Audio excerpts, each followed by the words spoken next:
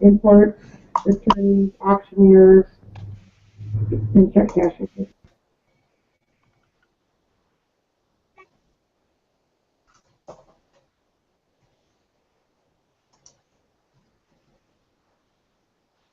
Morning, Glenn.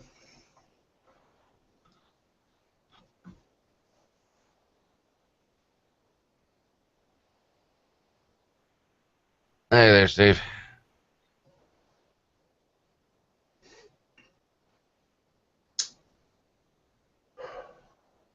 Boy, you look tired. I am a little bit. Yesterday was a long day. We didn't stop until, or I didn't stop till almost 7 o'clock. Then I ate dinner. After the show, I had to go up to North Shore, Tahoe. Then come back. And on the way back, I had to stop and do another job. After that, I did another job, then another job. It was like none of that was supposed to happen. Glad you're not here this morning. It is slick out there.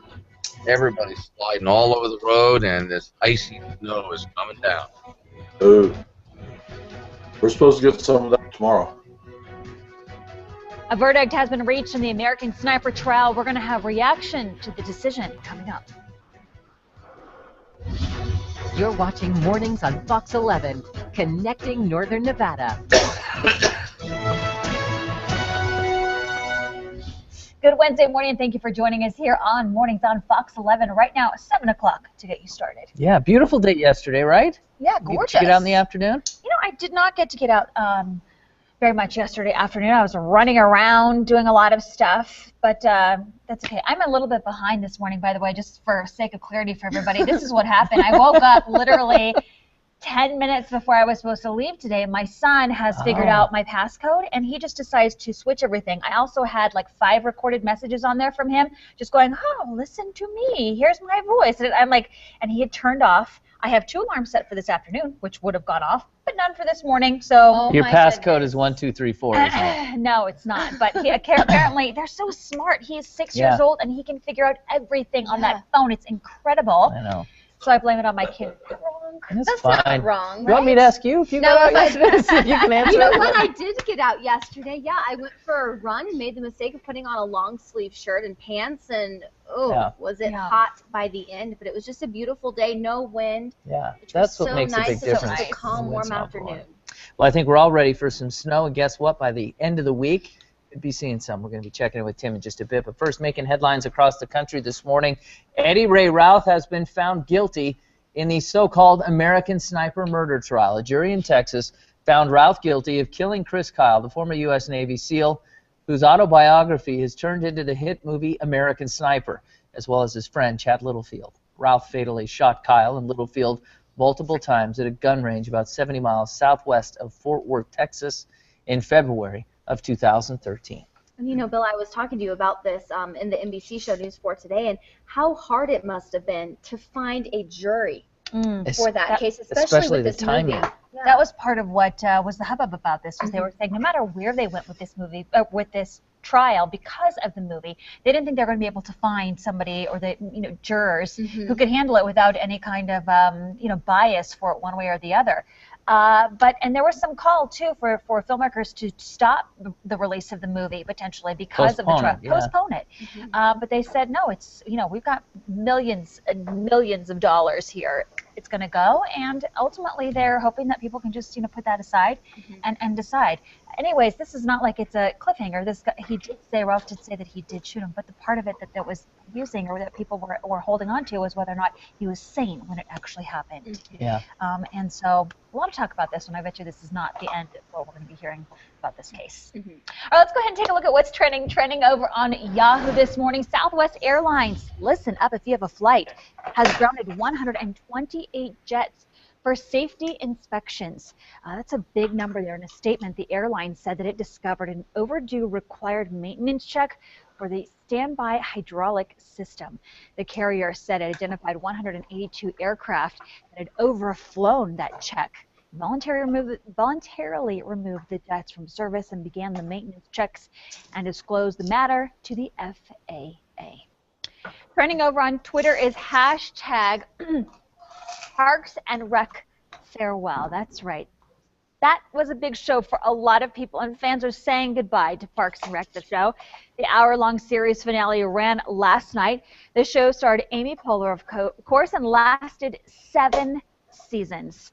All right, trending over on our NFL, on our Facebook, we take a look at what's trending there with talking a little bit about what should the NFL do? That's the big question. Well, 2 members of Congress asked NFL Commissioner Roger Goodell to clarify whether teams can lose draft picks if they do not properly address domestic violence. Well, in a letter to Goodell, Senator Brian Schatz and his representative Jackie Speier wrote, quote, "We urge you to create accountability at all levels of the NFL," end quote. Letter notes that the league docked club draft picks in the past, such as when the Saints were investigated for a bounty system and when the Patriots were caught videotaping the opponent's sideline signals. Well, the NFL spokesperson said, quote, "We look forward to responding to the letter," end quote, and that was it. Well, domestic violence became obviously a major topic of discussion during last season because of a series of cases involving players, notably former Baltimore Raven running back Ray Rice. So we're asking all of you on Facebook, should the NFL be held accountable for a player's action? Are they held to a higher standard, or this is just a case where the players who commit some sort of act are penalized? Who is it that should be focused on here? Or should there be layers? Excuse me. PJ writes in and says, to penalize, let me pull this up here, an entire organization and ultimately their fan base for the action of one person is ludicrous. We would love to hear what you have to say. Of course, you can go ahead and post your comments on our Facebook page and read the entire article there as well. Let us know what you think about it. We're going to be tackling this same topic in just about a half hour. We'd love to hear from you. All right, well, a 4-day military sports camp for disabled veterans starts today in North Lake Tahoe. Fox 11's Gianna Georgie is live at Alpine Meadows Ski Resort with more. Good morning, Gianna.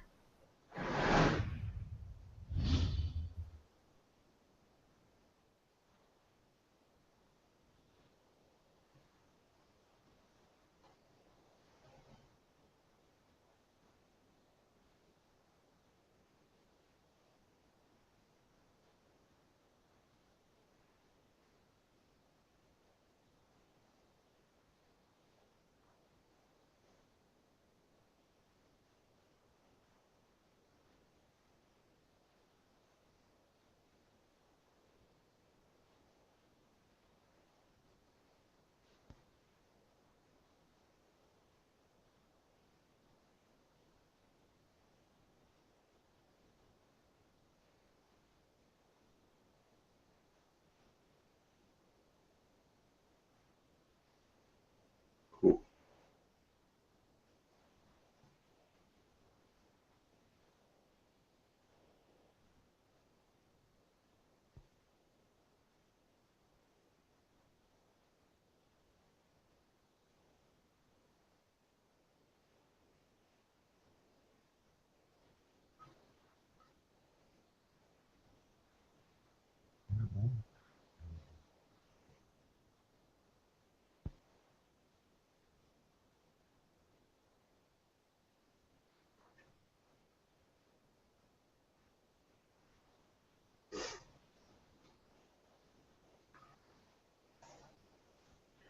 All right, Gianna, thank you for that. Well, let's take a quick peek outside and see what your Wednesday morning is shaping up weather-wise with meteorologist Tim Studebaker. Good morning, Tim. Good morning to you. Hardly anything going on out there right now. You can see the flag just sitting there, not moving in the wind. There's hardly any wind out there, lots of sunshine, and we're going to see warm temperatures again today. It's very similar to yesterday. However, changes are in store for us as we head into the weekend. Doppler radar quiet for now. We may be watching that this weekend, though, as we could have some snow showers, maybe some rain showers, too, pushing through the area by the time we get to your Friday and Saturday. For now, 16 in Truckee, 28 to start your day in Reno, 23 in Carson City, 14 in Smith Valley, and 41 in Fernley. So a huge difference in temperatures there. Now, we do have high pressure still off the coast, lots of sunshine for us. A few clouds have come through every once in a while, like last night, for instance. Could see a few more clouds every now and again, otherwise sunshine for the day today. And it's going to be a warm one. 60 degrees for the high in Reno Sparks. That's above average for this time of year. 60 in Carson City, 57 in South Lake, and 61 in Fernley. Lots of sunshine, maybe a couple of clouds every now and again. On the 7-day forecast, though, we are watching for shower chances and a big drop-off in temperatures for the weekend. We'll talk about that coming up in a few minutes. Back to you. All right, Tim, thank you for that. Well, they say they've written the recipe for success. 1 part outstanding community, 1 part incredible volunteers, 1 part generous donors. Mix well and repeat for 35 years. Yep, that's what you get.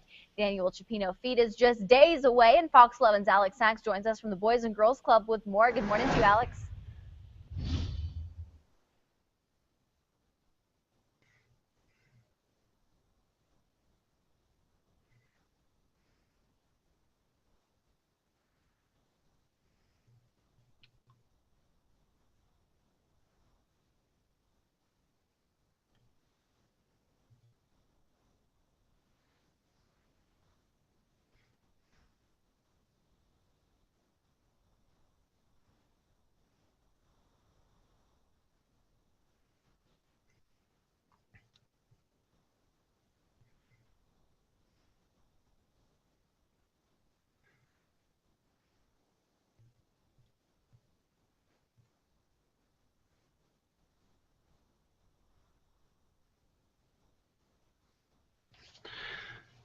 Yeah, that when I was driving out here, I turned onto the main road, and much to my surprise, my back end came around, and I went, "Whoa, that is slick," because I'm usually pretty good about that, but not this morning. And so I straighten out, and I'm trying to head straight, up a straight road, and my tires are just spinning. I couldn't get any traction on the main road. So on the way here, every time a stoplight turned red, you could see everybody taking their time to really slow down, cars sliding all over the place.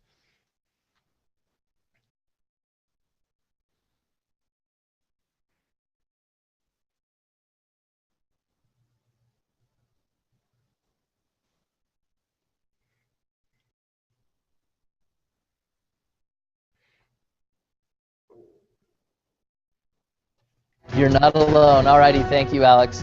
Still ahead here on Mornings on Fox 11. 1 man is dead and a woman is injured after a shooting in a Sparks neighborhood, what investigators are still trying to piece together. Also still to come, local organizations come together to help people in need, how a motel robbery left dozens without a place to stay, and how the neighborhood responded.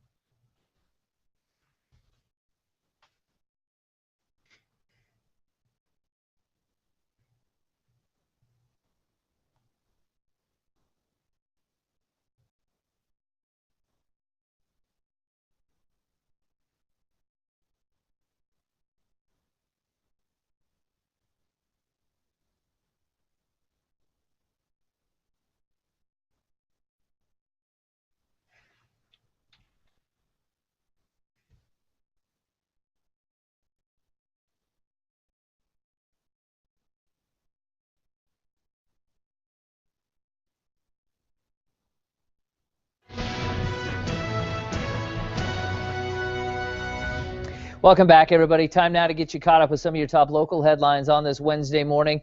We continue to follow an ongoing investigation into a shooting in Sparks that left one man dead and another woman injured. About 7 o'clock last night, responding officers say they found a woman who was apparently shot lying outside a home on the 1700 block of Burnside Drive.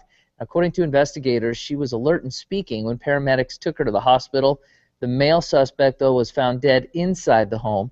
The cause of death is yet to be determined. Investigators are still trying to piece together exactly what happened and cannot confirm how the man and woman knew each other. Police also cannot confirm who shot whom, but have recovered a weapon inside the home. Police say there are no outstanding suspects and there is no immediate threat to the neighborhood. It is still early on in the investigation. We, of course, are going to bring in you more details as soon as they become available to us. And this morning, dozens of people now have a new place to stay after they were displaced when an electrical wire burglary damaged a motel's power supply. Reno police officers responded to the Everybody's Inn motel on East 4th Street yesterday morning to reports of a commercial burglary. NB Energy officials found that power could not safely be turned back on because of the damage. RPD community action officers reached out to local organizations in the neighborhood. They all came together and they were able to find new housing for all of the motel's occupants. Secret Witness is offering a $1,000 reward for information leading to suspects in the robbery of a Reno Sparks taxi driver. Reno police say the driver was robbed after he picked up a man and a woman in the 2700 block of South Virginia Street about 1 o'clock in the morning on Monday. Police say the man attacked and robbed the driver when they arrived at Jamaica Park on the south side of town. The victim was treated at the hospital and released. The male suspect is described as being of unknown race, in his 20s, with a shaved head, wearing a black jacket, gray sweatshirt, and black hat. If you have any information, give Secret Witness a call, 322-4900.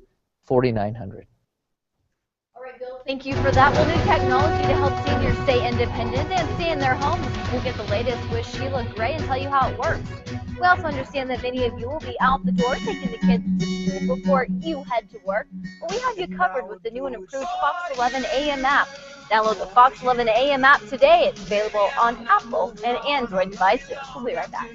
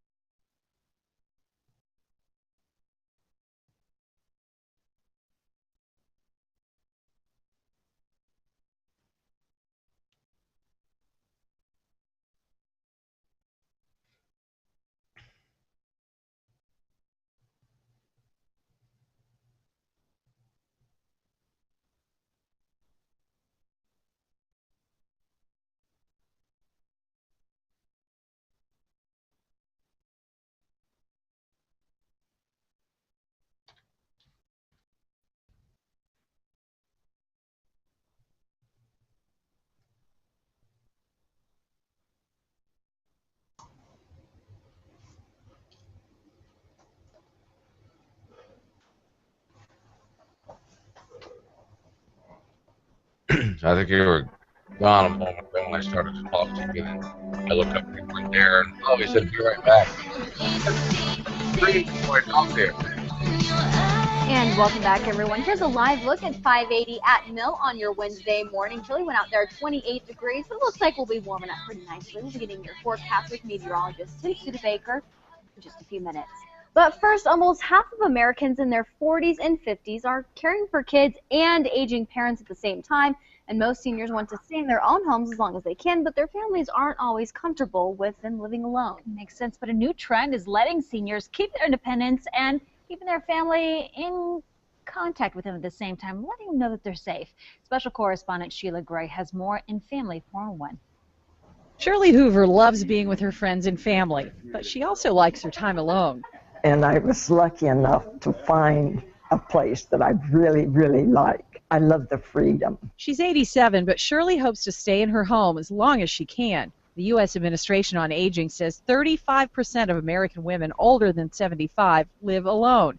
It's a bit lower for men of that age, nearly 20%. With your parents, you get to that point, you start worrying about them. Mike doesn't have to worry as much now because of a new trend in senior home monitoring. Sensor technology tracks Shirley's activity. So you know she's up, you know she's getting around. It's great to keep people in their home. We don't want them isolated. Occupational therapist Beth McCarty helps families like Shirley's figure out what system's best for them. The sensor system can alert Shirley if she leaves the stove on. An appliance is still on. Please turn it off before leaving. And it can alert someone else if something happens to Shirley. This video game sensor is always watching her movements in the kitchen, and Beth shows what happens if Shirley takes a spill. Don't move within 5 seconds. I'm calling for help. The most important thing is that it is non-intrusive, and they don't have to do anything. It just automatically collects data. What you're looking at now is the system's dashboard, and it details the activity level in the home. So if Shirley was much less active on a given day than usual, someone even in another state or another country could look at that and know there was a problem, maybe a hazard in her home or a health issue. It's a prevention tool, but it's also one more way for families who are far apart to stay connected. Beth's putting the system in at her dad's house, too. I see how important it is for them to stay independent and not be bothered by their children. My father doesn't want me calling him all the time. It's taken away a big worry for Shirley and her son, too. I used to worry a lot about something happening to me, and they find me 2 or 3 days later. And that was a scary thing to me. I don't have to worry as much, I guess. Keeping electricity. Giving the family peace of mind. And at this point in life, Shirley certainly earned it. And that was Sheila Gray with that story. Now, several different companies sell senior home monitoring equipment and services. It's sort of like cable with different levels of monitoring and pricing. Yeah, we have a local company, too, that is going to be working with that. We'll have more on that tonight. But an occupational therapist can help families also choose what is right for them. All right, we're going to toss it on over to Tim. Hi, Tim. Hey, good morning to you. We saw near 60 yesterday in Reno Sparks. 59 was the high. We're going for 60 today.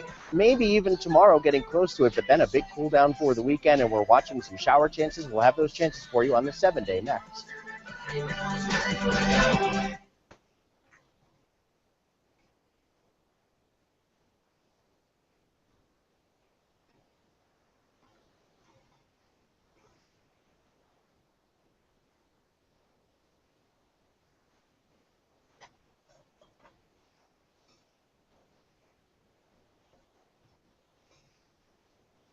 So, Steve. Yeah. On the way to work here today, first off, I pull out and the back end comes swinging around on the main road, which is unusual for me because I'm usually very careful about that. I almost never fish the back end. It just didn't look that slick. But as I'm driving in, I'm noticing, wow, everybody's going like 2 miles an hour out here. And every time I got to a stoplight, not only was I doing it, but everybody was stopping way far away before the light even changed. Simple little turns. I watched several vehicles make simple little turns, and they suddenly back end swings around. It is just slick out there this morning. I'm waiting to hear sirens. I'm surprised I haven't heard any yet. That's dangerous. Very dangerous, yeah. People around here are nuts. Yeah. I mean, there's a lot of people of us that know how to drive in snow. Yeah. But you get people on the freeway. You get a responsible person that slows down. Yep. Because there's snow there, and you don't know where the ice is at. Mm-hmm. And then you get these other idiots in a jacked up 4-wheel drive with tires that are 6 times bigger than the truck itself. Yeah. You know, and they go ripping down the freeway at 75 miles an hour because they think that they've got it and they're secure. Yeah. But they can't stop either. Okay. But they haven't figured that out yet. Good morning and welcome back. Yesterday was a pretty warm day, pretty mild afternoon. Today we're going to see about the same thing, going for the 60-degree mark in Reno Sparks and a few other locations, maybe into the 50s for others around the area. We are watching a weekend system, though, that does bring a chance for some snow showers out there as well as some rain showers depending on the time of day.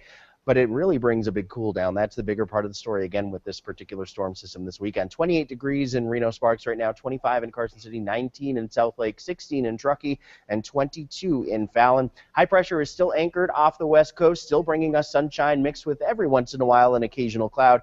And then we will see a low pressure system try to sneak its way in here as we head into the weekend. It increases the shower chances and snow shower chances depending on the time of day and elevation as we head into the weekend. However, the bigger thing is going to be the drop off in temperatures. Very minor accumulations if snow expected if at all in the mountains, especially about 6 inches of snow accumulation there. 57 in Lovelock for the high today, into the 60-degree range for Carson City today, and into the Truckee Meadows topping out around 60 degrees here as well. 5 to 10 mile per hour winds out of the northwest. Minor accumulations of snow possible in the Sierra for Friday and Saturday. Friday night into Saturday morning, we could see some snow showers make their way down right down to the valley floor. However, very little accumulation, if any, is expected out of that. We'll be back.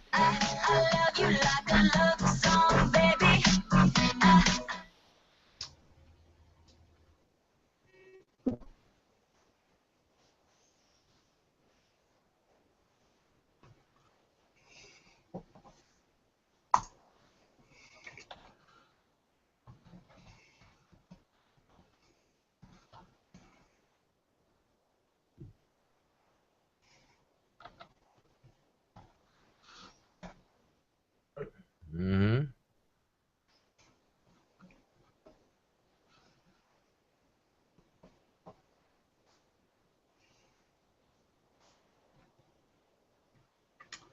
Here, that's one of the topics today, isn't it?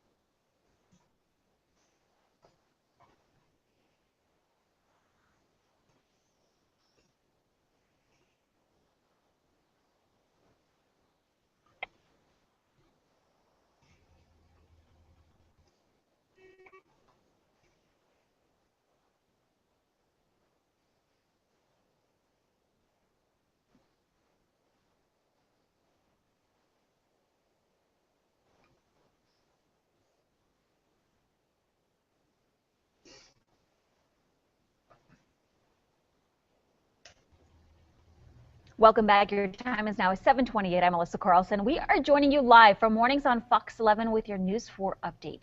Well, Nevada legislators are looking at a bill that would make physical education mandatory for all students from kindergarten through 11th grade. The Senate Education Committee reviewed SB 178 yesterday. Now, it would close loopholes that allow PE requirements to be excused from a personalized plan. It would also require council to set standards for PE performance and content. Republican Senator Joe Hardy sponsored this bill, and it would face opposition because it requires schools to do more without providing funding to carry out those proposals. Keep you updated.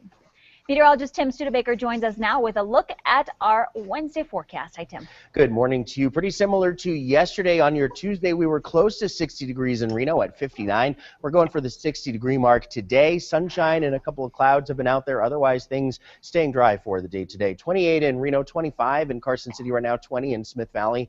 Same thing in Yerington, and 16 in Truckee this morning. So a little bit chilly to start the day, but we're going for the 60-degree mark with sunshine and maybe a couple of clouds. Upper 50s tomorrow. Then a storm system for Friday and Saturday, a moderate storm system. It is modest. It brings some moisture to the area. The chance for some showers and maybe some snow showers as well. Minor accumulation in the Sierra. News 4 heads back to the Today Show. Mornings on Fox 11. We'll be back.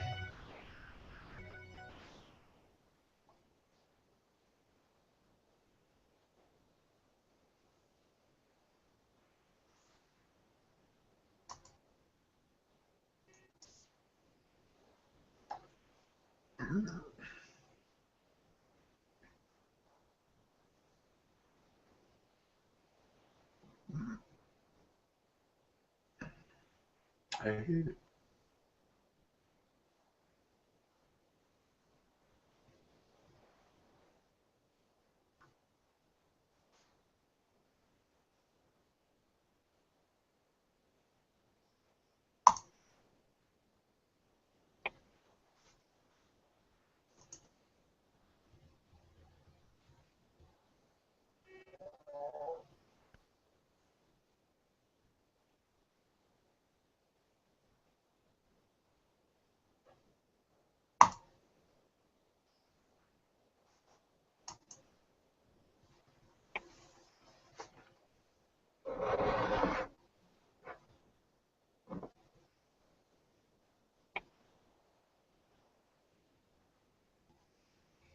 Hey, see if Antonio knows why. Hmm? See if Antonio knows why. You do your hair in the mirror, it looks one way. You get on the camera, it looks completely different. She does her hair on camera, though, all the time. Yeah. So she's probably Well, not looking in the mirror. maybe that's the smart thing to do, is not to comb my hair in the bathroom. Do it on the camera. Yeah, there you go.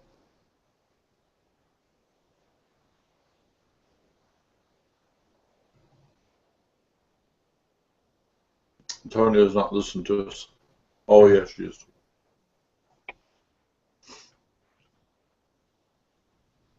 This were just a couple of creepy old guys. That's all there's to it. No, you're not. But we're short. We're short people, so I'm trying to get all my stuff done, so I can't really chat. I never have any downtime. Okay. Okay, so We're short web people. That's good. I love you guys. You are awesome. I just never have any time to chat. After 2 hours of deliberation, a jury in Texas comes to a verdict when it takes you inside the courtroom of the American Sniper murder trial. Also still to come, authorities are combing through the site of a violent commuter train accident in Southern California. Find out what the driver of the truck that sparked the collision is now facing. You're watching Mornings on Fox 11, connecting Northern Nevada. Good morning, and thank you for joining us here on Mornings on Fox 11. Right now, 7:32, and ladies, listen up. Ladies. If you did not already know, there is a new study out, if you will, from whatsyournumber.com, a dating site, and they say that the men in Reno apparently spend 3 times the average on a first date. Average guy spends $80. Here in Reno, the men here, $230. Ryan did a great, Ryan Kern from News 4 at Fox. He did do an awesome story. I hope we're airing that today, by the way. Yeah, did a great story yesterday about how do you get to $230, but he made it seem pretty easy. A little flowers, He did. some dinners, some desserts, some wine, movie, a taxi cab. As a fella, I'm calling BS on the study. Really? I don't know anybody who spends $240 on the 30. first, $230 on the first date. The only thing that I can correlate, I'm trying to measure it all up here. Perhaps he takes his newfound lady friend to the blackjack table, maybe the craps table. Maybe. They lose Maybe. $100 or $200, and then he takes her out to Olive Garden. I think it depends on how much wine you drink. If you drink a little more wine, you might be spending a little bit more money. We got lots of drunken gamblers here, right? Yeah, but $230 for the first date, so what? $600 for the second date. I mean, how do you top $230? No, you're done trying to for the first impress date? after that first one, I think. Take it from the guy over here. I still think I think it's a great little stunt. I think it's cute. Whether maybe numbers are moved a little bit here or there, I still would like to think that the men here in Reno are just. Is it, Glenn? Shelby and my first date. Hey, Yes. you off in Reno yet, or? No, not on yet. It'll be in just a couple minutes. Yeah. Do you know what I'm talking Okay. about? I got you. Not that little open All right. area. It was All right, like so a neat what- open what- area what- bar. It's St. Patrick's Day. Nothing. celebration. Just seeing if you saw that Jimmy Fallon piece I sent Yes, you. I did, and I did a little investigating there of my own, and realized, of course, what's Have your obvious forecast with Tim in just is a couple it's not minutes. the entire show. Also hot again. He does Good all of these cause, great cause. skits That is every motto night. of the 35th And they're annual just the Jack perfect Stewart length video. for, let's say, Check it out, YouTube and please. channels like that. Corner now, and And he's so he going puts those up, and they get from the Boys and Girls huge Club amounts on of East hits. 9th Street. She's going to climb into Right. one of the big Yeah. vats that they're cooking all the shellfish in, huh? Just like you're doing. Yep, makes sense. Good plan. Cool. Yeah. Have a good time in Reno. All right. Yeah. Bye. Where are you coming to Reno? Oh, that's a guy who's actually on the other side of the state right now. He's over in Jackson Hole, Wyoming. Oh. But he was just calling to check. He sent me an article and wanted me to look at it. 70% of Jimmy Fallon's viewers are online. Okay. So I told him I would don't look. even like the guy.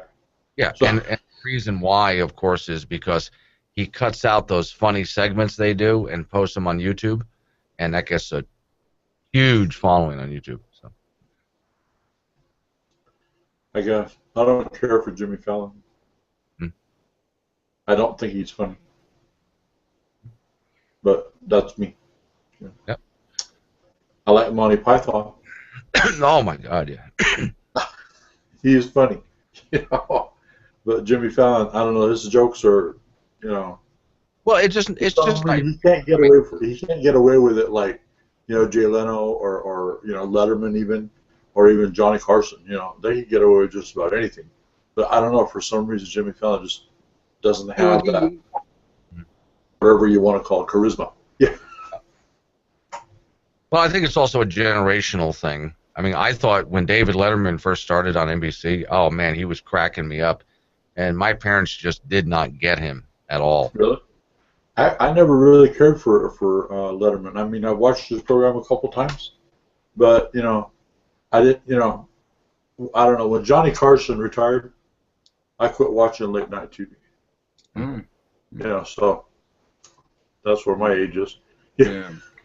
Somehow Letterman spoke to me more than the other, like more than Jay Leno. Thank you very much, Alex. Let's talk Even though sometimes he's not Baker. extremely funny for Got sure. a first peek at our forecast. It is looking like a I like his offbeat things that he tried. Yeah, gorgeous stuff. By the time we get to the afternoon, pretty chilly to start our day. The temperatures will really be climbing up towards NBC, the mark in Reno later today. Right now at 28. I watched those a little bit. 19 in South Lake and 22 in Yerington. We do have high pressure off the coast. We're continuing to see warm temperatures with that, as well as sunshine mixed with an occasional cloud.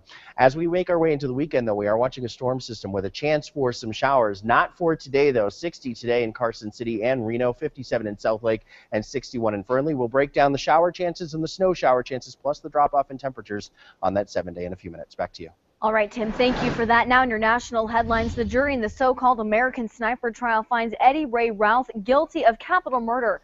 The judge had restricted anyone from broadcasting audio of the trial until after the sentencing. Now we're hearing some of that audio for the very first time. Reporter Andrew Spencer has the latest. We're so thrilled that we have the verdict that we have tonight. For the mother of Chad Littlefield, one of the two men shot and killed on a Texas firing range, the verdict has been a long time coming. We've waited 2 years for God to get justice for us on behalf of our son. In the trial of Eddie Ray Routh, the jury deliberated for less than 3 hours before returning their verdict to the judge. We, the jury, find the defendant Eddie Ray Routh guilty of the felony offense of capital murder as charged in the indictment. The judge then sentenced Routh to life in prison without the possibility of parole. The recent popularity of the war movie American Sniper has drawn massive attention to the case because the film depicts the other victim, former Navy SEAL Chris Kyle, and is based on his autobiography. During the trial, Kyle's wife described seeing him for the last time. Just that we loved each other and gave each other a kiss and a hug like we always did. Ralph, while being questioned by police, would later admit killing both Kyle and Littlefield. Is there anything you'd like to say to the families?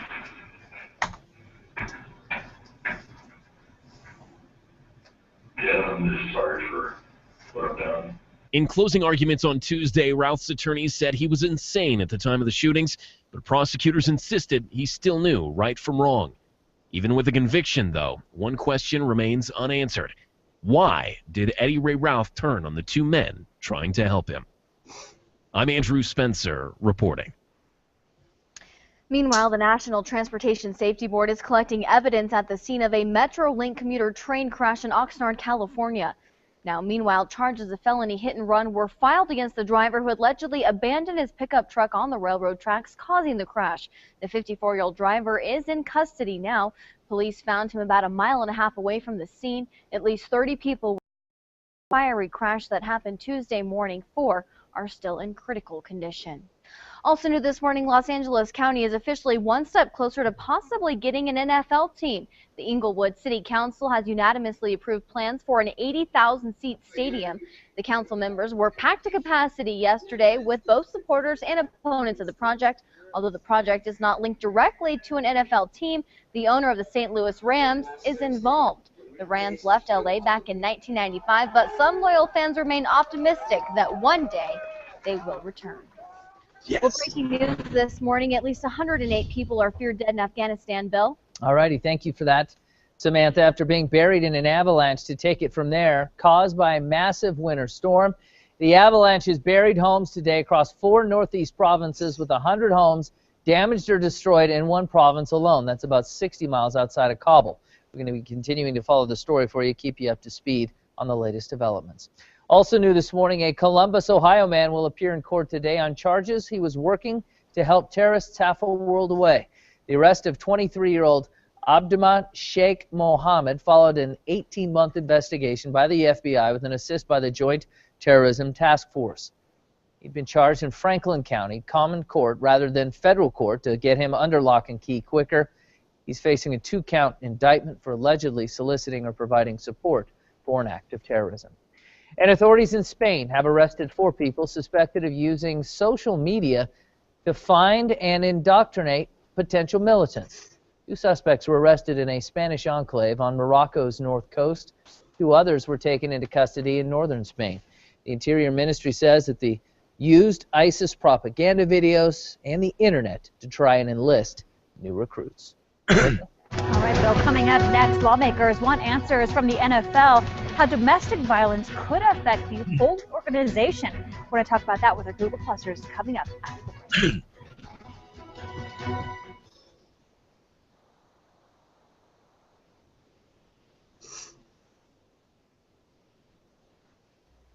Good morning, guys. Good morning. Melissa. Morning. Okay, so we're going to be talking about. Just put it in your pocket. Don't even want to know Yeah, what that's the you're problem. doing. I had it in my pocket and it was sticking out like this. That's why I had to move it. Doesn't look good. No. Not good. No, makes me look about this much bigger. No, Exactly. I mean, beauty comes before all the other hustle, right? That's so right. let's fix it, make sure that it look good.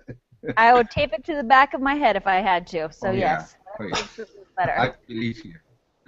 So we're going to be talking about the NFL and the government asking the NFL, hey, what are you doing to take care of this issue of domestic violence? So do you think that if someone commits some sort of offense against a wife or otherwise, somebody in their family, should the punishment stay solely on that one individual, or does it go to the individual and the team because that person represents the team as well? So we'll talk about that. What do you think? And does anybody else think it's strange that Congress is getting involved with this, or is it just like maybe it's just Politicians, yeah. I agree. It's an important issue. Don't get me wrong, but we got a lot. I just feel like we got a lot of fish to fry right now, and let's let this. Yeah. They like to fry fish that it's normally not their business to fry, and the ones that they should be frying, they are like not doing anything. Yeah. I love fried fish. Me too. Yeah. Let the fish spoil and. Yeah.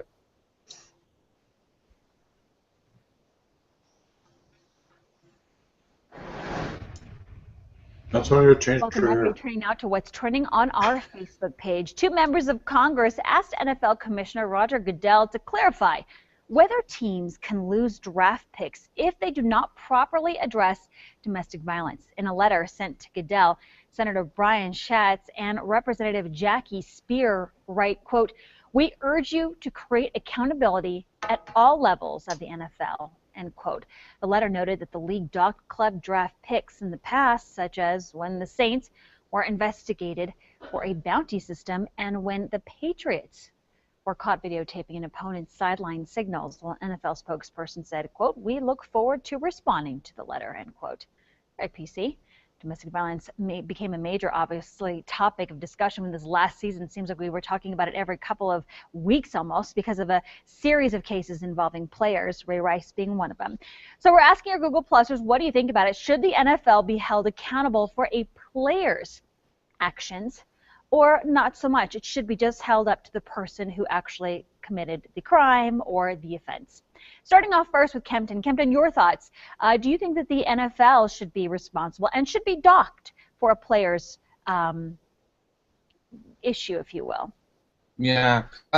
Well, domestic violence is certainly bad, but at the same time, well, so is murder and all the other serious crimes. Well, drunk driving is bad. So I think this kind of crimes should be the players' responsibility. And the politicians jumping into it is almost like they should be doing some other stuff that they're not doing, but they are showing us that they're trying to do something just because they can, I guess. Yeah, Glenn, do you think, too, that maybe if you have some sort of clarification put on the NFL by saying, listen, teams, if this happens, you will then have A, B, and C done to you. Does that kind of, not threat, but stress on them, make them a little bit more concise when it comes to dealing with players that potentially could have something going on? You know, could it encourage them to be more vigilant of their players? I think it could, but it depends on where this comes from. We already have laws on the books, so the politicians can stay out of it. Domestic violence laws already exist. But how about from the team? I mean, they are a team. And when one team member messes up like this, it ruins the reputation of the entire team. So if I were a team owner, I would push for some peer pressure. Steve, some are saying, listen, if one player does something wrong and it's taken care of just at the local level, et cetera, but they still get to make millions of dollars as a football player and be a role model for kids, that shouldn't happen. So it really is up to the actual team to make the decision for the player. What do you think? Do you think that's true? If you continue to let him have a job, you're kind of condoning the behavior? Exactly.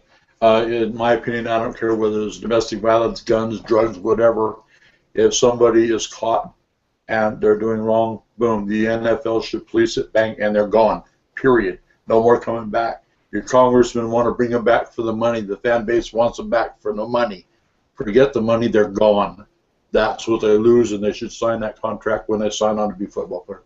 All right, we'd love to hear what you have to say. You can go ahead and post your comments on our Facebook page. That's where the conversation continues, and that's where you can see the entire article. Bill? Thank you, Melissa. Well, man, oh manatees. It took more than a plumber to flush this clog in a drain pipe. What rescuers had to do to try and save the mammals. We're going to have the incredible rescue for you. Oh. Okay, great. More coffee. Good. All right. See you guys in the next segment. I'm going to eat breakfast. Want some extra snow and ice? We're getting buried here, and you can have all that you can stand. We got a little bit of snow, but nothing to complain, so I feel sorry for you. Oh. Yeah, just a light dusting. We're supposed to get some tomorrow, but I don't think we're going to get that much.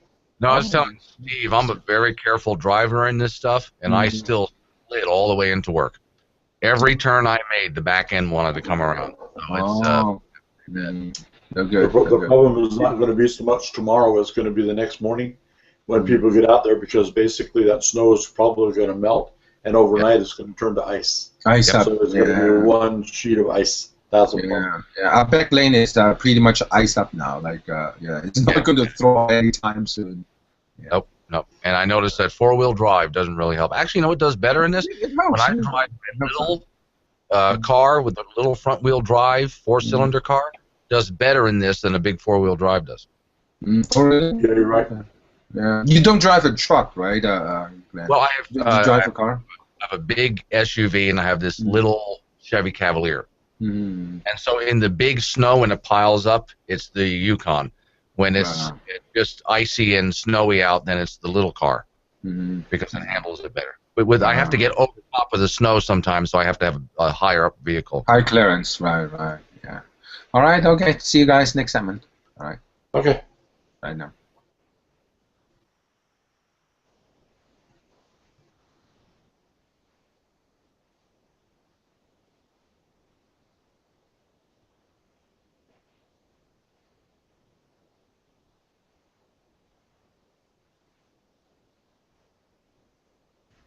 Welcome back, everybody. 19 manatees were rescued from a Florida drain pipe. You heard me right. Manatees in a drain pipe. They got trapped while swimming along the waters of Satellite Beach there. Jeannie Moser reports on how the rescue happened and how it was not the only strange scene in Florida that day.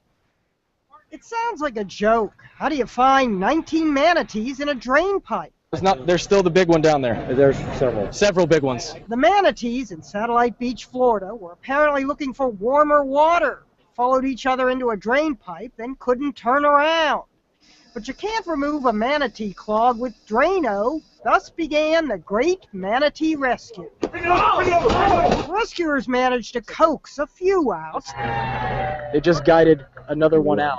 But most, like this big guy, girl, who knows, had to be lifted in a sling dangling off an earth mover. As spectators cheered, pipe had to be cut, water had to be vacuumed away. The mother and her calf were the first ones out. 280, number 1, female. Number 3 was labeled with spray paint. Each manatee was loaded into a truck. 1, 2, 3. Where SeaWorld and local rescuers kept them in place as casually as if they were lying on couches. The operation stretched into the middle of the night, when the last of the 19 was rescued. Oh, it was awesome. It was absolutely awesome. Despite a few cuts, all of the manatees were well enough to be released back into a nearby waterway. And speaking of things that ended up where they didn't belong, a 39-foot boat drove right into a waterfront restaurant. It happened directly across the state from the manatee rescue in Ruskin, Florida. Diners were enjoying early dinner at the Sunset Grill when this 4-engine boat came crashing into the restaurant in dense fog. The fire department estimated the boat was doing 40 to 50 miles per hour, yet no one was badly hurt. Let's end with a multiple-choice quiz. Which is more dense? A, the fog. B, the person driving the boat 40 to 50 miles per hour in the fog. Or C, the manatees that followed each other up a drain pipe too small to turn around in. B, the boat driver. The manatees may be dense, but they're endangered. They don't endanger us. Jeannie Mo, CNN. Whoa, big fella. Whoa. New York. Alrighty, well, it was a pretty quiet day out there yesterday. 59, the high in Reno Sparks, almost to the 60-degree mark. We're going to go for that 60 today, but a cool down on the way, and snow showers to talk about. That's coming up.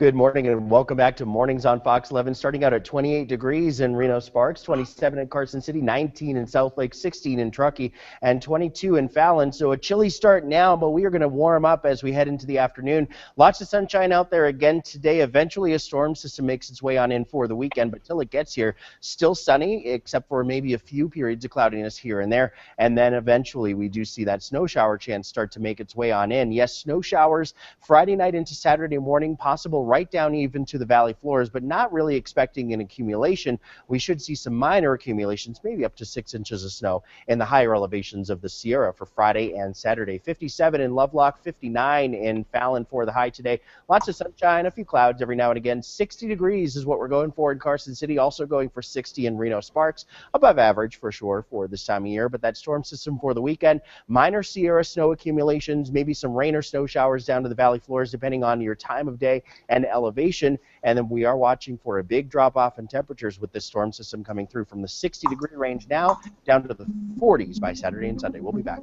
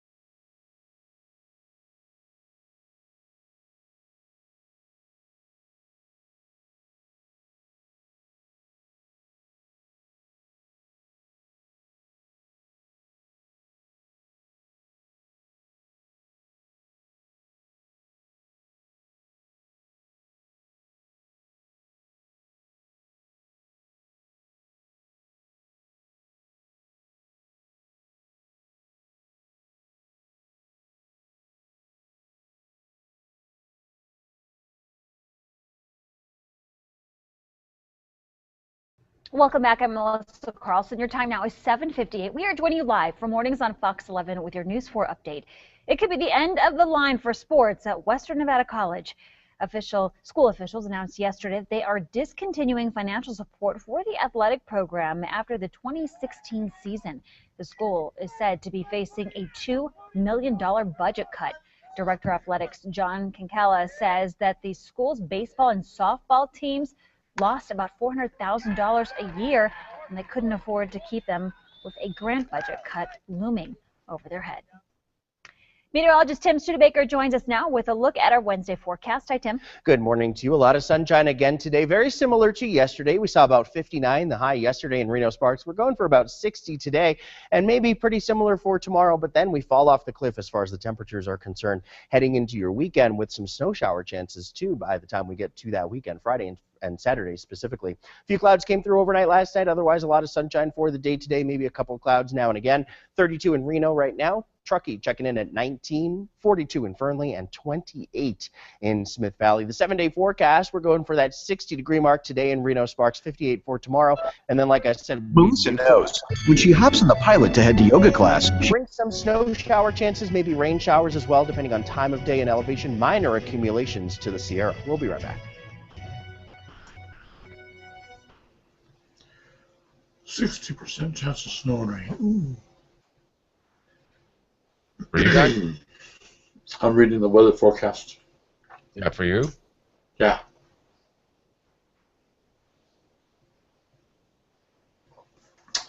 Today I'm going to go out and ride my motorcycle. Tomorrow it's going to be parked because it's going to be raining or snow. What a drag. I mean, it got up to like 60 yesterday. I was running around without a jacket on. Yeah, we were just saying that the guy who owns the newspaper, too bad he couldn't, because it's a weekly newspaper, so, you know, it's, and really a family-run business, so we get to see him and the family show up and grab the newspaper and go running out to get it around town. Well, they were trying to get it done yesterday, and it didn't happen. Well, that's a shame, because today the weather's so nasty. It's really nice.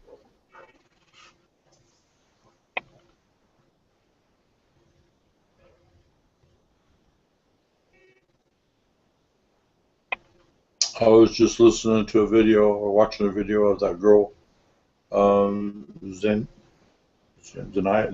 yeah, whatever, the one with the locks that are coming out, dreadlocks. I'm trying to figure that out. She's not a bad looking girl. No, she's not a bad singer. She can dance pretty good, but I don't know. I cannot see why anyone, regardless of their color, race, whatever, would want to wear dreadlocks. I don't find them attractive. Right. That or those cornrow things that they put. They take forever. Yeah, for something that looks dumb. You know, I'm sorry. And they've been around for a long time. You know, I mean, I've seen it back in the days of the hippies. You know, they used to have like the dreadlock type thing going on, and they were white people. You know. And I always thought it was stupid because how the hell do you wash your hair, you know? And they'd wear it like that for like days and months, and I'm like, man. Right, plus Hollywood Feud, and it all started with hair. Find out why one young star is calling out a TV host on Twitter. And NBA superstar Derrick Rose can't seem to catch a break. Why you won't see the Chicago Bull on the court anytime soon. You're watching Mornings on Fox 11, connecting Northern Nevada. Good morning, and thank you for joining us here on Mornings on Fox 11. Right now, 8:02, second hour of the show. Got a lot still ahead of you, talking about, of course, about the big Chipino feed that's happening on Saturday. Have you ever been there? I have not been to it yet. It's crazy. We'll get to it at some point. The amount of 1,600 people? It's just like a sea of people, and everybody's having a great time, and of course Yeah. raising a lot of money for a good cause. But it's in the gymnasium at the Boys and Girls Club. Huge. They open every possible, you know how they slide things, and Yeah. it's just like you're at a humongous concert. I've just never seen so many people in such a tight spot. It's neat. It's Yeah, fun. and they raise a lot of money, too, for the Boys and Girls Club, which is awesome. We've also got a great topic coming up on trending all over the Oscars, and somebody wore their hair in a certain way, somebody else didn't like it and went out on Twitter. Twitter about What's it. the matter but with people? There's now, always huh? drama. Drama, but they're picking on kind of a younger Hollywood starlet, and so a lot of people are upset because they're saying it's a racial issue. So we're going to be talking about that with our Google Plusers coming up as well. Yeah, but first, how about this? Peanut allergies can be a difficult and dangerous problem for parents, but new research could change the way we approach the issue that affects some 400,000 kids. A new study suggests the answer to preventing peanut allergies is not to keep your kids away from nuts, but to expose them to food as early as possible. Babies in the study who ate peanut products were 80% less likely to develop the allergy when they got older. Yeah, the researchers studied 628 babies who were prone to developing peanut allergies. Some were given peanut products, others were not. For every 100 children not given peanuts, 14 developed the allergy by the time they turned 5. Interesting. In the group that ate peanuts, only 2 out of every 100 kids eventually became allergic. However, allergy specialists still recommend talking to your pediatrician about what foods your kids should eat, especially if they are at a high-risk pool. Yeah, my kids, I knew my kids were going to have peanut allergies because I literally, when I was pregnant, I had an obscene amount of peanut butter almost every single day. I'm like, if these kids are allergic, oh. well, I figured for as much peanut butter as they got from me, I mean, I was insane for peanut butter. You know, some people like ice cream or whatever. I would literally just with the.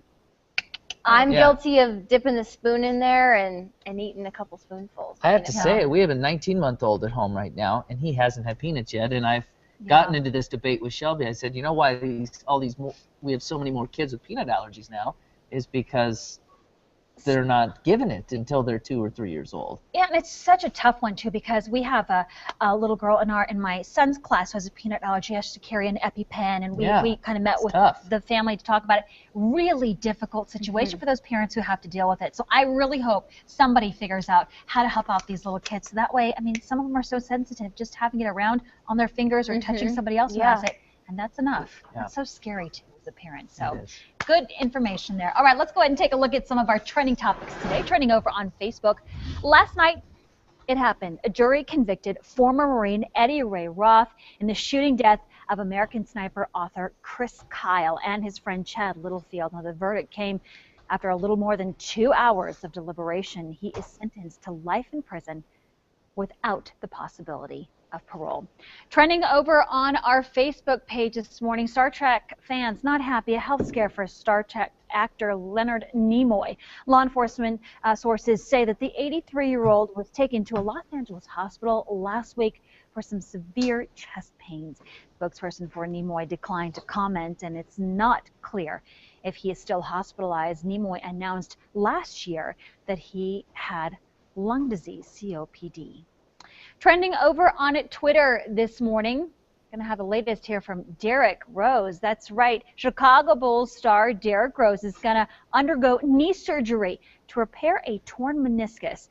The 2011 NBA MVP missed part of the 2012 season and all of the 2013 season with knee injuries. It's unclear how long or even if Rose is going to return to the court this season. All right, turning now to what is trending on our Facebook page this morning. A lot of people chatting about this from Sunday. East Fashion Police are known for their harsh criticism of stars, but this time, host Juliana Rancic may have taken it just a little bit too far. According to Yahoo, during the post-Oscars Fashion Police show, Rancic commented on actress and singer Zendaya's choice to wear dreadlocks on the Oscars red carpet, saying, quote, "I feel like she smells like patchouli oil or weed, maybe weed." Well, Zendaya took to Twitter calling her basically outrageously offensive. The singer went on to say that there is harsh criticism of African-American hair in society without the help of ignorant people. Rancic tweeted the young star back apologizing and said that her comments had nothing to do with race. We're asking all of you on Facebook, was this offensive? Or can't you get away with it because basically this show is based off of comedy and theatrics, even though, of course, Juliana Rancic by herself is not a comedian, but they go after the arts in all of this. And it is really their own personal opinions. No one ever says this dress is correct or not, just whether or not they like it. And the hair as well, apparently. So we'd love to hear what you have to say about this comment. Of course, you can go ahead and post your message and comments here on our Facebook page. That's where you're going to find the topic, and also you can read more of our local news on our website as well, foxreno.com. All right, let's go ahead and take a look outside and see what it looks like on this gorgeous Wednesday morning. Beautiful out there. Chilly, though. Meteorologist Tim Studebaker joins us now with a look at that. Hi, Tim. That's right. Good morning to you. Yeah, chilly start for now, but we're going to be warming up nicely again by the afternoon, going for the 60-degree mark in Reno Sparks. Starting off, though, at 32 degrees in town, 30 in Carson City right now, 19 in Truckee, 30 in Smith Valley, and 37 in Silver Springs. So high pressure has been bringing us a lot of sunshine and some warm temperatures these last 2 days. Yesterday and today is below average for Sunday and Monday, you'll remember.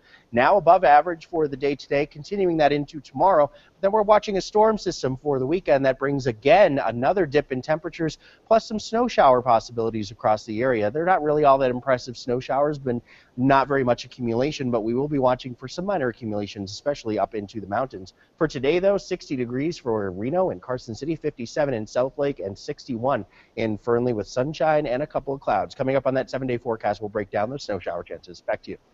Right, Tim, thank you. Well, we're going to check in with John and Georgie in just a few short minutes, but first we want to tell you about something that's developing this morning. Sparks Police are asking for your help in locating a missing person.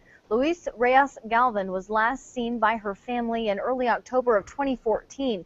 She is known to frequent local casinos. We are currently working on getting a description on what she looks like. Meanwhile, anyone with information regarding her whereabouts is encouraged to contact the Sparks Police Department at 353-2225 or secret witness that number 322-4900. Well, a 4-day military sports camp for disabled veterans starts today in North Lake Tahoe. Fox 11's Gianna Georgie is live at Alpine Meadows Ski Resort with more. Good morning, Gianna.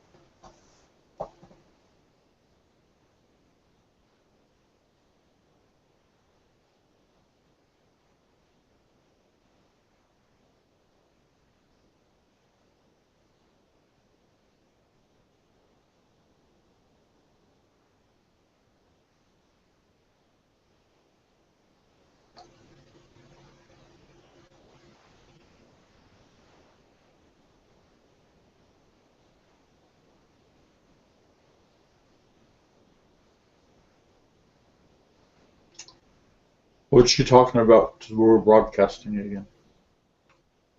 I'm sorry, I wasn't listening. What? Huh? What's going on? Melissa's little thing, FYI, we are broadcasting again. What is she talking about? Let's see now. Oh, I see. She's broadcasting. Great program. Thank you, Gianna. Well, get your phones ready to call in and vote for your favorite. Dancing with the Stars is back.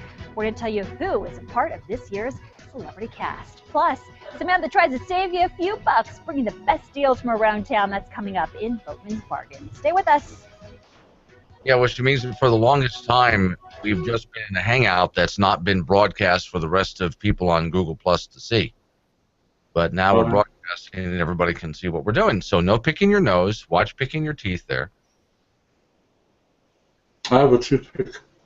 Yeah, okay.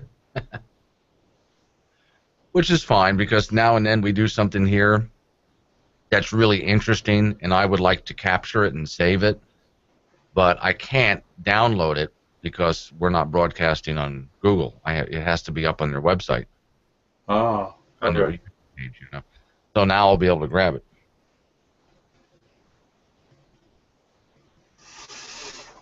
I didn't know that. I do miss, though, that, you know, when we used to do the forum, yeah, she would post broadcasts, and you could go back later and watch it, or to see, you watch segments of it, and I thought that was cool, but you can't do that no more. She doesn't put them up. I just answered once again somebody. I get a kick out of this every so often. Someone talks about the president's Keystone Pipeline veto, and I just saw a posting on Facebook. Oh, yeah, because he wants to save the environment. Okay, the answer is we're already using that oil. It's being shipped, refined, and sold. So the question is, do you want to ship it by train or by pipe? That I didn't even want to get into that, talking about that, what that President of the United States does. Particularly this one. So, never mind. I'm not going to even get into it because I will go off and never shut up.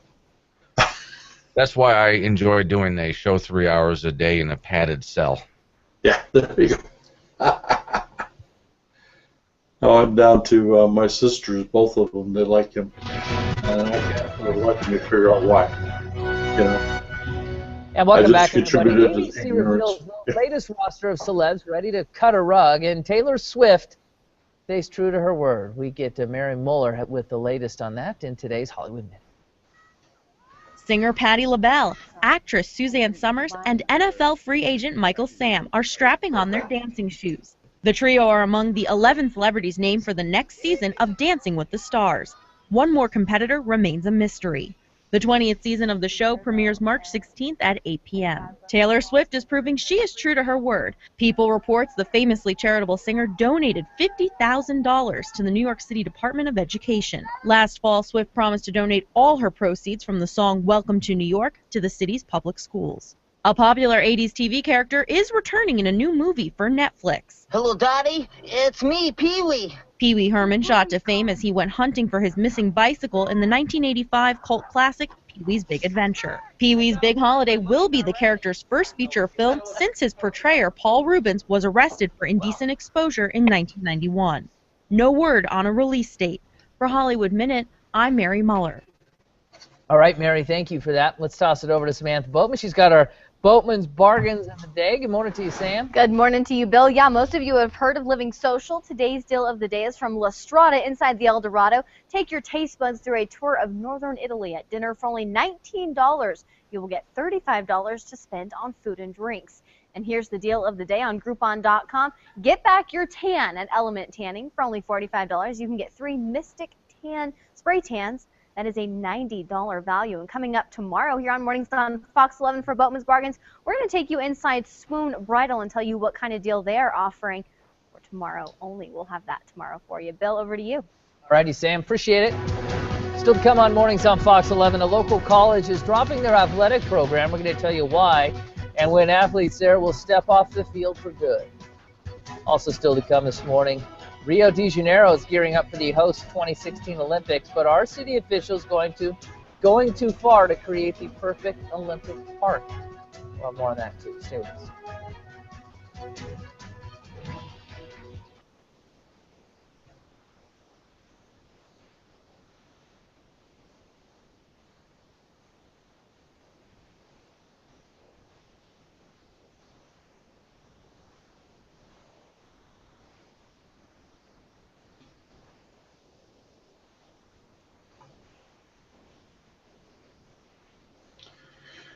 That's something that I find irritating.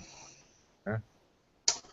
You have all these people that right now, you know, their kid gets a runny nose and run up to the doctor. In my time when I was a kid, you know, it was okay to go out and play in the mud, roll in the grass, and get dirty, you know, get into things, you know, and, you know, by doing that, you develop immunities to certain things, sicknesses, bacteria, that kind of thing. Yet today's kids, they're so protected.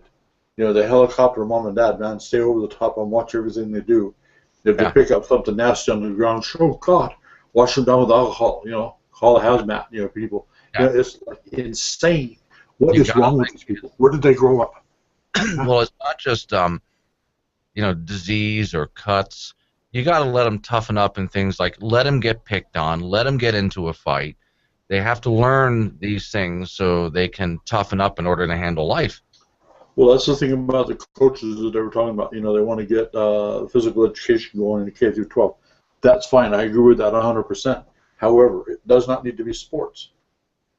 Because as soon as you get into sports, you get some kids that are good at playing a particular game and others who are not. The ones that are not get ridiculed.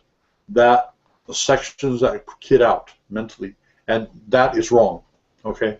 They can get into activities doing things like exercises, calisthenics, something like that, running, you know, this kind of stuff. But as soon as you start getting into sports, you bring up competition, and some are not. It's an unequal base. And welcome back. Here's All a of the live kids look are at not going to Katie perform. at Vista Boulevard on your same. Wednesday. Crisp I think that clear part out is there. wrong. Also pretty cool as well. 32 degrees. Traffic not bad at all. Alrighty. Well, we have all likely experienced it when you take that special someone out on the town. It's been years for us, buddy. Years. I know. For the first time, the first date, the butterfly is already flying in there. On the first date, though, how much money are you willing to spend? That's right. One dating website that says some men in northern Nevada are willing to shell out quite a lot. Our sister station News 4's Ryan Kern hits the town and takes us on his first date experience. Every first date starts the same. Maybe it's straightening up the tie, doing the hair. Shoot, just in general, looking good. What if I told you Reno men are more generous, spend more money on first dates than those in any other city in the nation, including Chicago, New Orleans, even Miami. Now, how much exactly do we spend? We'll get to that in a minute. But first, let's see exactly how much damage you and I can do together today. We get first dates in here every day, at least once a day, at least. I'll tell you what not to buy. You do not buy red roses on your first date. No, no. Duly noted. So what is appropriate? Thank you. A Holland bouquet of tulips costs $45 inside St. Ives, the largest florist in northern Nevada. A good start, but we still have a bit of a ways to go. I want to go big. Appetizer, main course, dessert, maybe a glass of wine between the two of us. How much am I going to be spending? With tax and tip, you can spend between $80 and $95. Depending on the night of the week, depending on how hungry you are. Can you tell there's a lot of first dates, or? First dates are generally pretty easy to tell. There's a general awkwardness about the guests sometimes. Kind of like this. A little bit.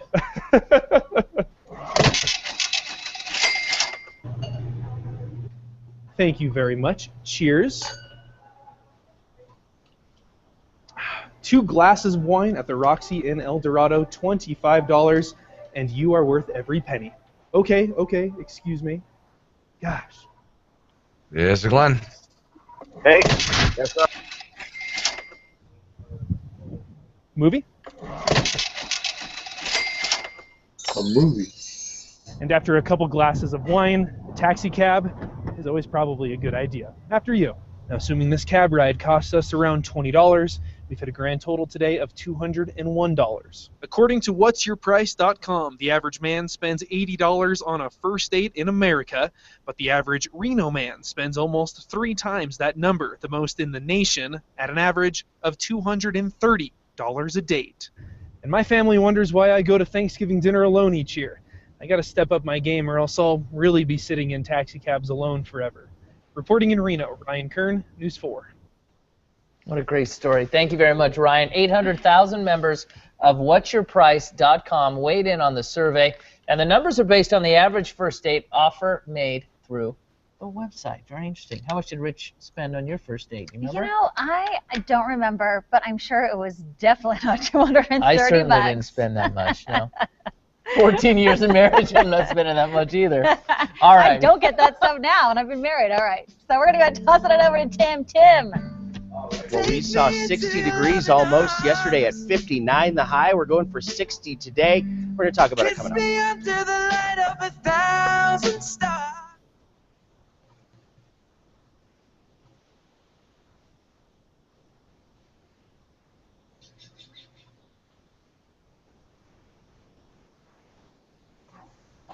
Yes, it's Glenn.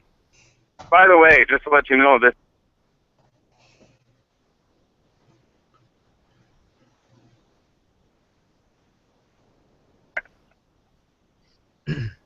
Okay, see. Just the app is up. Oh, and I was asking about the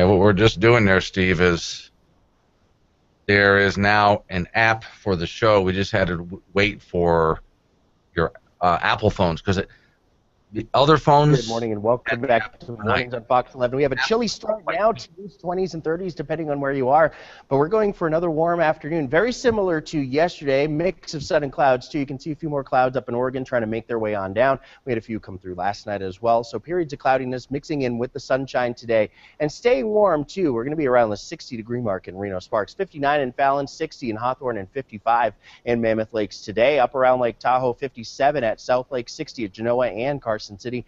And as far as the Truckee Meadows is concerned, 60 degrees in Reno Sparks, and the same thing for the Virginia foothills.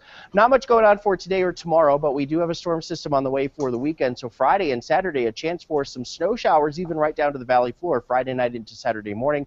Not expecting an accumulation on the valley floor, minor accumulations of snow possible in the Sierra, then it should change over to rain showers for the lower elevations by the time we get to the daylight hours on Saturday. Mornings on Fox 11. We'll be right back.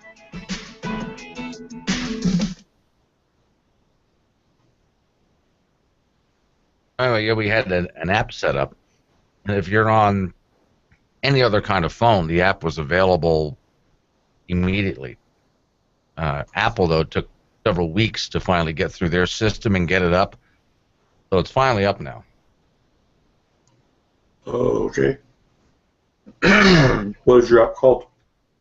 Just go to Bold Republic, wherever your app store is. Just type in Bold Republic. And what happens with it is if the show is live, then you get the app and you're listening to the show. If I'm done with the show, well, then you just heard the last show I did, but it also gives you a menu for previous shows. Cool.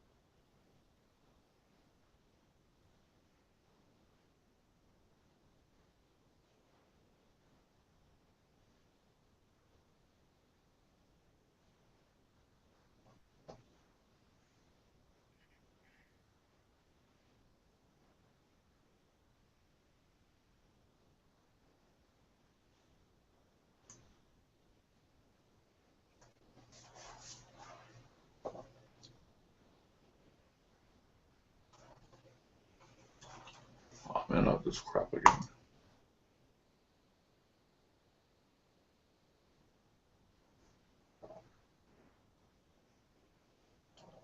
I watched the program on my other monitor, you know, at foxreno.com. And every time it starts up, it's got to show the stupid advertisement for Christensen Automotive. But the program keeps freezing up, and every time I have to restart it, I got to go back and listen to that stupid ad for Christensen Automotive. Yesterday, it was just kept going on and on and on. Welcome back. I'm Melissa Carlson. Your time now is 8:28. We are joining you live from Mornings on Fox 11 with your News 4 update. Well, dozens of people now have a new place to stay after they were displaced when an electrical wire burglary damaged a motel's power supply. Reno police officers responded to the Everybody's Inn Motel on East 4th Street yesterday morning, responding to reports of a commercial burglary. Well, NV Energy officials found that power could not safely be turned back on because of the damage. RPD community action officers reached out to local organizations, and together they were able to find new housing for all of the motel's occupants.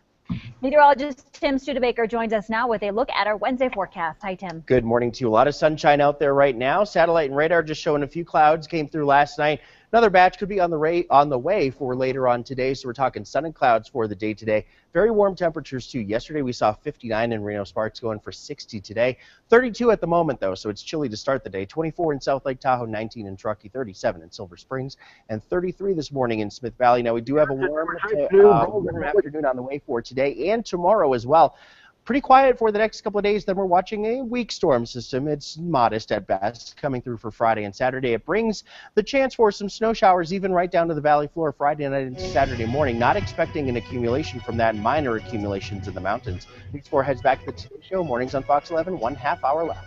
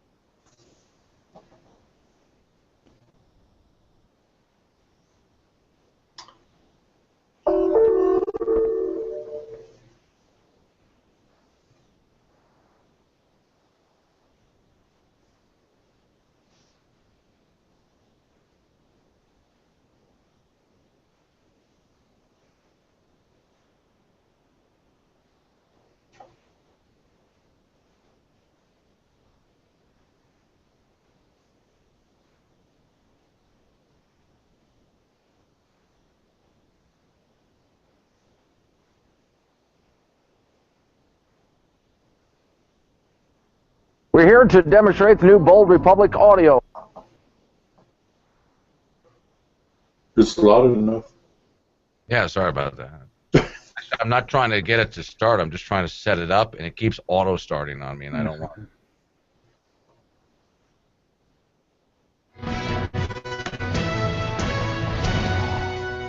A local college is dumping its athletic program when the athletes are going to be turning in their playbooks. Plus, a teacher in Carson City makes her dreams come true. We'll bring you her journey to running a marathon in Antarctica. And California's statewide ban on plastic shopping bags is now on hold. We'll tell you why. You're watching Mornings on Fox 11, connecting Northern Nevada. good morning and thank you for joining us here on Mornings on Fox 11. Now 8:32, last half hour of the show. We still have Oliver X coming in, chat with us about some of the events that are going on around town this I week. hope he brings donuts. A little secret behind the scenes, Oliver almost always brings us Rounds Bakery donuts. So Oh, they're so good. We He love has them anyways. He has like a whole. If he's Yeah, listening it's right like now, he just did a poppy U-turn and now he's headed back to the bakery. They're Oliver, so good. if you didn't, don't worry, still come in. So But good. he is so sweet, Oliver, to bring that in. He doesn't have to, but he does, and we love him for that Yeah, as so well. we got a lot to talk about today, including what we hope is going to be a wet weekend with some snow up in the mountains. Yeah, and if you get a chance to, Yahoo News is reporting an article that's saying that Bank of America is predicting the collapse of Tesla. Really interesting, especially for us here locally, talking about some of the numbers, where they started as an IPO, where they are now, a dip in that. So if you want to read an interesting article that could potentially, if you believe overstate, it's a good article out of Yahoo Finance that was posted just a while ago. Yeah, but we're going to start with a story this morning that's going to make you smile. A Carson City teacher is taking on a challenge with a twist. She's not only planning to run a marathon, but she's going to do it in Antarctica. Yep, of course a marathon is 26.2 miles long, but not to worry. March is the warmest part of the year at Antarctica. The afternoon highs hover around a balmy 20 degrees without the wind chill. But Esther Mesquita is not even remotely daunted. This marathon came after she vowed she would visit all 7 continents by the age of 30, and this Antarctica trip achieves that goal. Since she's a teacher at Silver State Charter School in Carson City, an at-risk school, she feels that this is an important lesson for her students. There were some times where I'm like, I can't do this anymore. But, don't give up and you can achieve your dreams. Now, she also wants to use this opportunity to raise money for another one of her passions, Big Brothers and Big Sisters of Northern Nevada. Woo! She's been a Big Sister for 2 years now, and she hopes to raise $2,000 to give to this program. If you want to help her achieve her goal, just visit our website, foxreno.com. We've got a couple of links set up for you for that fundraiser. Hi, Melissa. Get it together, Bert. I got seasick watching that camera shot. Well, it could be the end of the line for sports at Western Nevada College. School officials announced yesterday that they are discontinuing financial support for the athletic program after the 2016 season. The school is said to be facing a $2 million budget cut. Director of Athletics John Kinkella says that the school's baseball and softball teams cost about $400,000 a year, and they just couldn't afford to keep them without a giant budget cut looming over their head. School expressed how disappointed they are given the success of these two programs on the field and in the classroom. The baseball program has been nationally known in the junior college ranks for some time. They've been to the JUCO World Series 3 times, most recently in 2012. Was heart-wrenching for the president. He has been a strong supporter of athletics, and what it came down to is the budget cuts that he had to face simply could not sustain the athletics program, and that's the only reason. You know, we're really very proud of the coaches and the players, but he just couldn't simply, with the budget cuts, afford it. The school is able to keep the program afloat for the next season and a half, but they will be done as of May 2016. Well, Nevada lawmakers are looking at a bill that would make physical education mandatory for all students from kindergarten through 11th grade. The Senate Education Committee reviewed SB 178 yesterday. It would close loopholes allowing PE requirements to be excused from a personalized plan. It would also require a council to set standards for PE performance and content. Republican Senator Joe Hardy sponsors the bill. It could face opposition because it requires schools to do more without providing funding to carry out those proposals. And new this morning, a Nevada lawmaker is proposing a bill that would allow voters to receive sample ballots by email. The proposal by Republican Assemblyman Ira Hansen would allow voters to choose between receiving a sample ballot through normal mail or through email. Clark County Registrar of Voters Joe Gloria said that the bill would translate into significant savings for the state. All righty, it is now 8:37. Blue skies ahead above on this Wednesday morning. Let's toss it over to meteorologist Tim Studebaker. We should be warming up quite well today, Tim. That's right. Yeah, very similar to yesterday. We saw the upper 50s to near 60 degrees in spots yesterday. Today we're going for 60 or better maybe in a couple of spots. Also just into the 50s for others. Either way, a very warm day today for this time of year. And dry, too. That's been the story for the last few days here. Not much going on Doppler radar. In fact, nothing going on Doppler radar right now.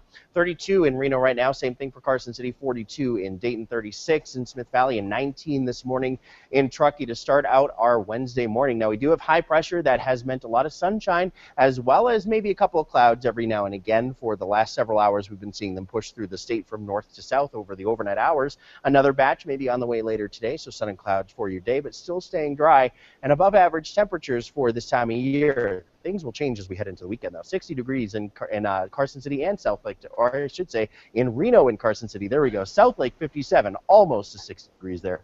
61 in Fernley. Not too much wind today, 5 to 10 miles per hour for most of us. Coming up on that 7-day forecast, we're watching a big cool down for the weekend, plus some shower and snow shower chances. We'll break that down for you coming up. Back to you.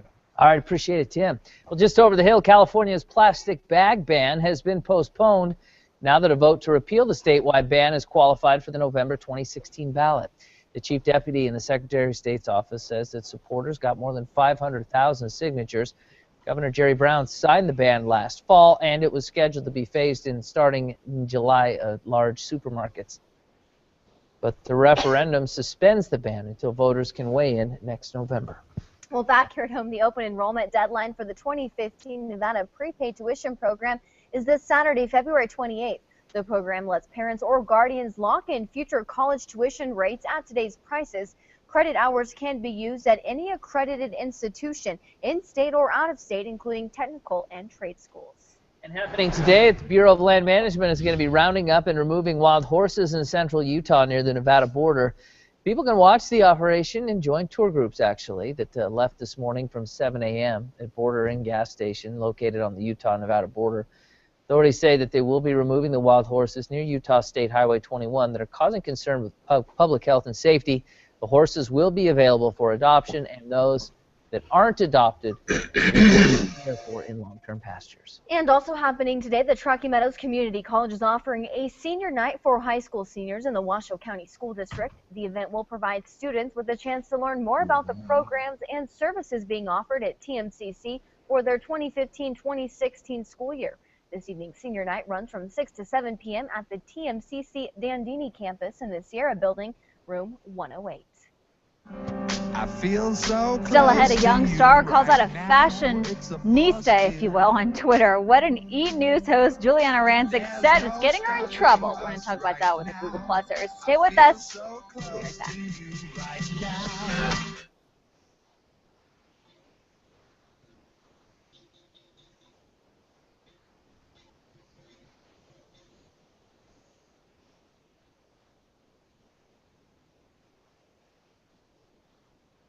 Concentrated and incredibly focused. Where are they? Like an astronaut. Oh my goodness. They're macaroons? All right, guys, we are talking about Zendaya and saying that Juliana Rancic is racist, basically, for what she said about her dreadlocks, and saying that she thought that she should smell like patchouli or weed. And I think that that weed thing was more of a comment. I think patchouli is to a certain race, but that's just me. So do you think that it was an insensitive comment, or that show is known for being on the edge and saying cutting edge things and maybe controversial things that worked for Joan Rivers, but Juliana Rancic, not Joan Rivers, so it's not going to work for her, kind of thing. So what do you think about it? And by the way, she has apologized. So. And sorry, Tony, I was running to go get ibuprofen. I got a headache, so I had to run back and intake it and then stand here for the tea. So that's why I couldn't talk to you. But I will talk to you right after the show.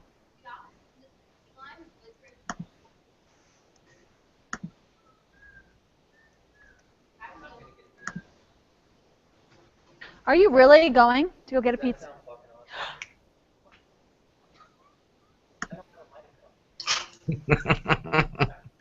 Go get some. Sorry. I have a hump. Not anymore.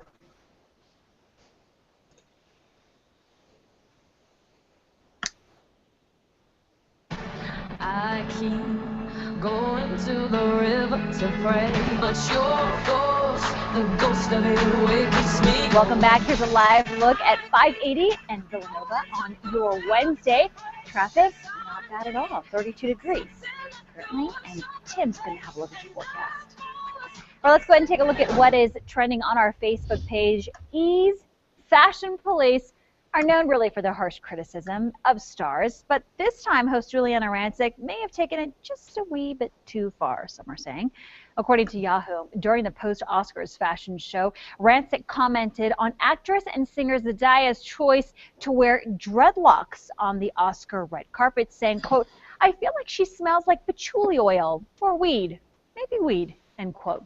Zendaya took to Twitter calling her comments outrageously offensive, and the singer went on to say that there is harsh criticism of African American hair in society without the help of ignorant people. Rancic tweeted the young star back apologizing and said that her comments had nothing to do with race. Asking your Google Plusers what you think about it. Was it offensive? Or do you think the show is based off of harsh criticism, and that's why people watch it, is for them to dig on people and what they're wearing and how they look, etc., etc. Starting off first with our resident fashionista, Glenn, your thoughts?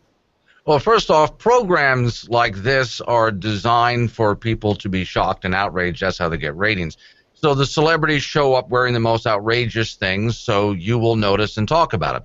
Then the commentators, the purpose of a commentator is to say outrageous things and stir up controversy.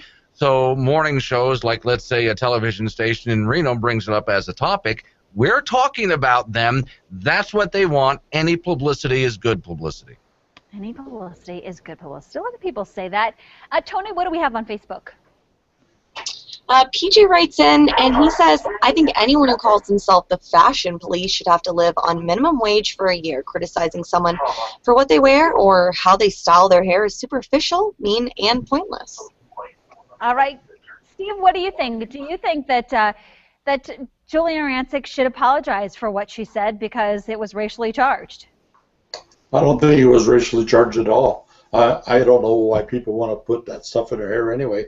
Both that and cornrows, I've always wondered how those people wash their hair. That's my concern. You know, I don't find it attractive at all. I'm sorry. Kempton, your thoughts?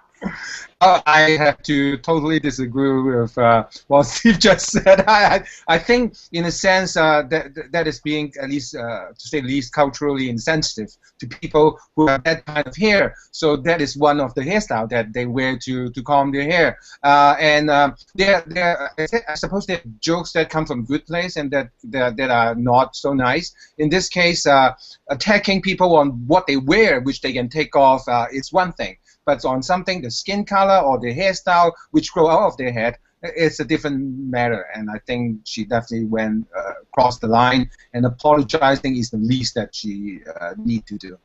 If someone gets offended, maybe it's just appropriate to say, I'm sorry, I didn't mean to say it, or etc., and apologize. I didn't think it was a bad move for her to say it, to apologize. Saying it, that's a whole other story. All right, we would love to hear what you have to say. Of course, you can always put your comments over on our Facebook page. Right there, and you can also read more of our news and our local news, and this story included if you go to our website, foxreno.com. Right, that's a look at what's trending. Sam, over to you. Liz, thank you for that. Well, still to come, the one and only Olive Rex is here. Stay tuned to find out what great events are going on around town this week. And the news doesn't stop when you leave the house, and Fox 11 has you covered. Download the new and improved free Fox 11 AM app for your smartphone and tablet. It's available on Apple and Android devices. Another hot topic. Bye. See you guys tomorrow. Bye for now.